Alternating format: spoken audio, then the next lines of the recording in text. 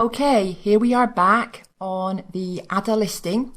We are now on keywords. So we have been through vital info, offer, images, description and bullet points. And we're now going to add the keywords. Remember we gathered a list earlier? So first of all, we're going to enter the target audience. The item I'm adding here is a headlamp. So the target audience is going to be all adults. You just keep adding more. So for this particular category, I only have these 4 options and it's all adults. If you were selling in, say, for example, the pets category, your target audience would be a list of animals, okay? Platinum keywords will not apply to you, so you can ignore that. Style keywords probably don't apply either. Subject matter, now if appropriate, you can choose something from the drop-down box. So if you have a seasonal product and you have seasons in the drop-down box, you can choose one. Under other attributes, if anything applies to your product, anything in the drop-down box, then select it. You can also add more as well. So if you choose one and then you need to choose another, you can just click to add more. For intended use, again, you're selecting from a drop-down box. I'm going to choose outdoor. I'm also going to choose travel and I'm going to choose portable. Nothing else really applies. So just use the drop-down boxes and add more fields as required. Okay, on to more details. You can ignore this max aggregate ship quantity. For number of items, if you have a bundle, you can put the number of items in the bundle. Volume is only applicable if you're selling something that's liquid. Item dimensions, it's good if you can get the length, the height and the width, even if it's only approximate for the item. This will show up on the item listing page. So if you can get that, do. And select the unit of measurements. In Europe, that would be centimeters and meters. In the United States, they use inches. So select the unit of measurement that's appropriate. Weight, this is the weight of your item without any packaging. Manufacturer's suggested retail price. Remember when we filled in the offer information, we entered a price here. This is the price that we are going to sell at. If you want your manufacturer's suggested retail price to be higher than the price you are selling at, you can enter it here, but I don't recommend that you enter a price that's a lot higher than the price you have here under offer. So what happens is that on the listing page, it will show the manufacturer's retail price crossed out and then the selling price. But Amazon doesn't always display this anymore. They used to display it on every listing, but now they don't always display it. But you can still go ahead and enter something here.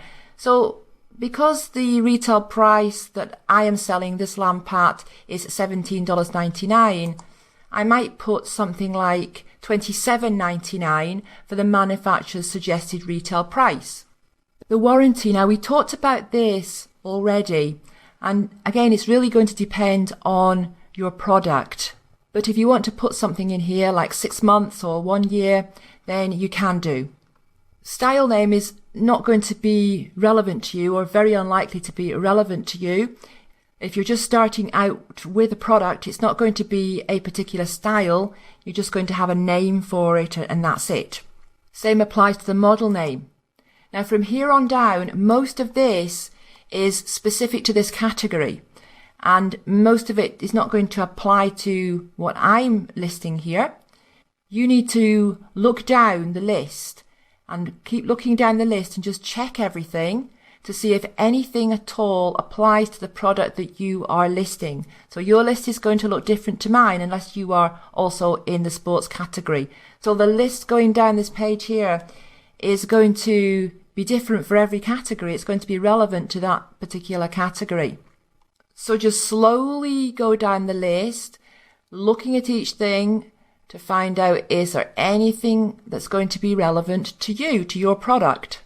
If your product has a battery, this is where you enter the type of battery here, or the number of batteries required. If it requires batteries, but doesn't have them.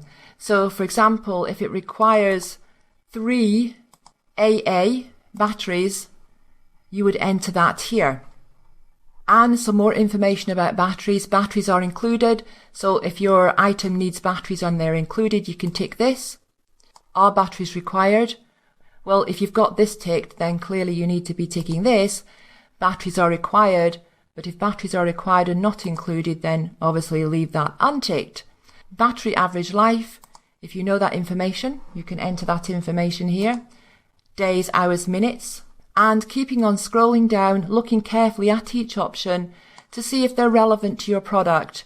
Recommended use. Now you should fill this in because as with the keywords that we just entered, what you enter here under recommended use is also going to help your listing get found in the search results. So, once more you have 5 fields. It's very unlikely you're going to be filling in 5 fields, but whatever you can think of. So, for example, recommended use for a headlamp. I'm going to say camping, running, walking, hiking, reading, jogging, all of these.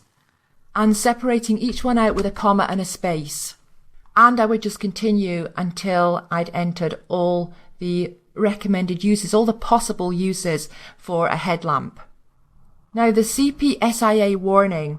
If, for example, your product has a balloon in it, because balloons are considered a choking hazard, or marbles. Marbles are also considered choking hazards, as are small balls, because, well, marbles are small balls. So any small ball, like a small ball bearing or something like that, and small magnets as well. So you can select whatever applies here, and then you can add the warning description.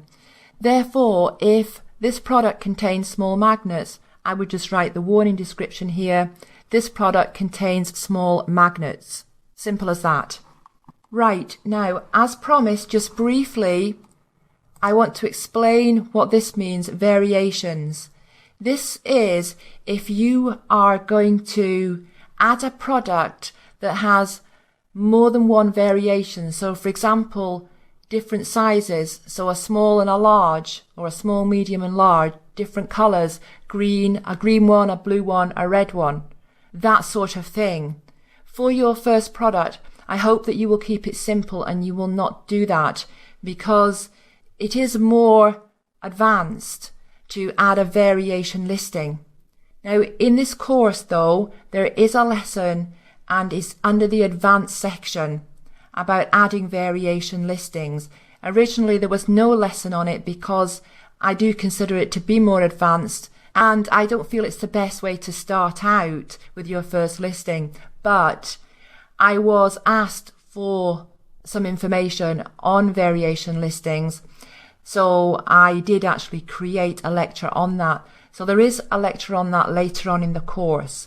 And although you can do it from here, you can add a variation listing from here, the best way to add a variation listing is by using what is called a flat file and uploading a flat file. So once again, this is more advanced, and I really recommend that when you start off as a seller on Amazon, you keep it simple and you don't have variations with your first product. Okay, now once you have completed your listing, you can scroll down and you can click on Save and Finish. Now, this is grayed out for me at the moment because I haven't entered enough information here. But had I been doing this properly, filling in each field with the title and everything like that, I would be able to click Save and Finish.